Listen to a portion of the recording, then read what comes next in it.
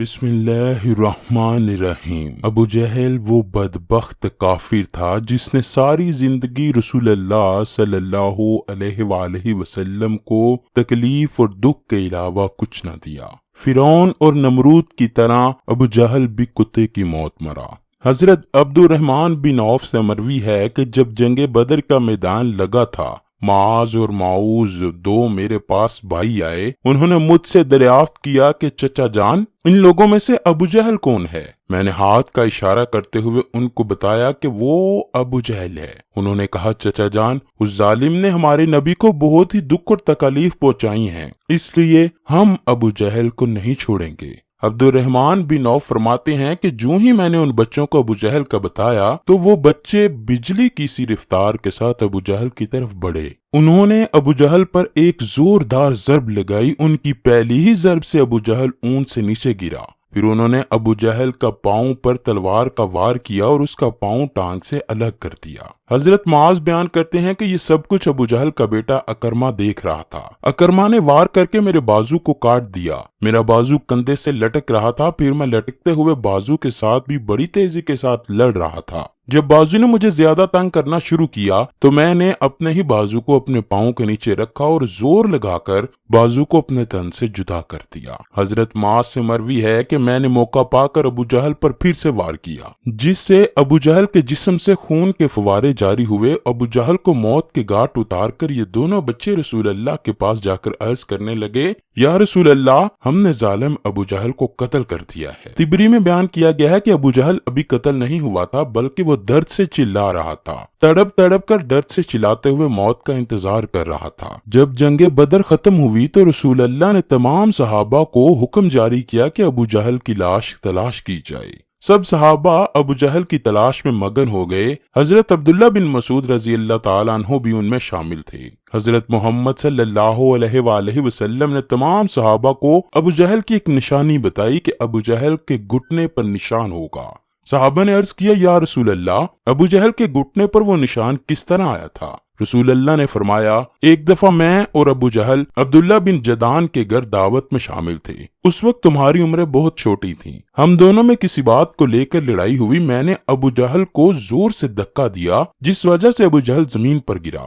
ابو جہل کے گھٹنے پر گہرا زخم آیا۔ وہ زخم تو ٹھیک ہو گیا، لیکن اس کا نشان آج بھی موجود ہے۔ یہاں ابن مسعود فرماتے ہیں کہ میں میدان میں ہر لاش کو الٹار کر دیکھ رہا تھا کہ مجھے ایک جگہ پر ابو جہل زخمی حالت میں نظر آیا۔ میں اس کے پاس گیا تو میں نے دیکھا کہ وہ ابھی مرا نہیں تھا، بلکہ زندگی کی آخری سانسیں لے رہا تھا۔ اس کے جسم سے خون کے فوارے جاری تھے۔ پھر میں نے رسول اللہ کی بتائی ہوئی نشانی کو دیکھا تو مجھے یقین ہو گیا کہ یہی ابو جہل ہے۔ میں نے اس کی گردن پر اپنا پاؤں رکھ کر اس کو زور سے گھسیٹا تو درد کے مارے اس کی چیخیں نکل پڑی۔ میں نے ابو جہل سے مخاطب ہو کر کہا، اے خدا کے دشمن، اللہ تبارک و تعالیٰ نے تجھ کو ذلیل و خوار کر کے رکھ دیا ہے۔ ابو جہل مجھ سے کہنے لگا، اس میں ذلت والی کیا بات ہے؟ میں تو اس آدمی سے بدلہ لینے کے لیے یہاں آیا تھا جس شخص کو تم لوگوں نے قتل کر دیا ہے۔ ابو جہل کہنے لگا، بتاؤ مجھے اس جنگ میں فتح کس کی ہوئی؟ میں نے کہا، اس جنگ میں فتح اللہ کے سچے رسول کی ہوئی ہے۔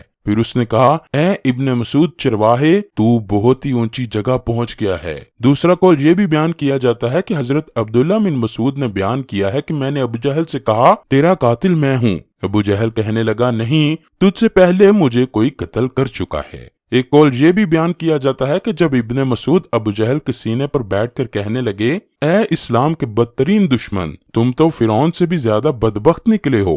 فرعون نے بھی مرتے وقت اپنی غلطیوں کو مان لیا تھا کہ میں غلط ہوں، لیکن تم تو مرتے ہوئے بھی اسلام کے خلاف بکواس کر رہے ہو۔ یہ سن کر ابو جہل نے جواب دیا، اپنے آقا محمد کو جا کر میرا یہ پیغام دینا کہ ابو جہل تو اس دنیا سے چلا گیا ہے، لیکن وہ یہ پیغام دے گیا ہے کہ رسول اللہ کا سب سے بڑا دشمن میں ہی ہوں۔ ابو جہل کی زبان سے یہ سن کر میں نے ابو جہل کی تلوار ہی پکڑی اور اسی سے اس کے جسم سے اس کا سر جدا کر دیا۔ فرماتے ہیں کہ میں نے اس کے سر کو پکڑا اور رسول اللہ کے پاس لے آیا۔ میں نے آقا دو جہاں کی بارگاہ میں ابو جہل کا سر پیش کرتے ہوئے عرض کیا، یا رسول اللہ، یہ لیں ابو جہل کا سر۔ رسول اللہ نے فرمایا، قسم ہے اس ذات کی جس کے قبضے میں میری جان ہے، بے شک یہی ابو جہل کا سر ہے۔ پھر رسول اللہ نے ابو جہل کے سر کے پاس کھڑے ہو کر فرمایا، اے کافر ابو جہل، اس امت کا سب سے خطرناک اور ظالم فرعون ہے۔ ہر امت میں ایک فرعون ہوتا ہے، جبکہ میری امت کا فرعون ابو جہل تھا۔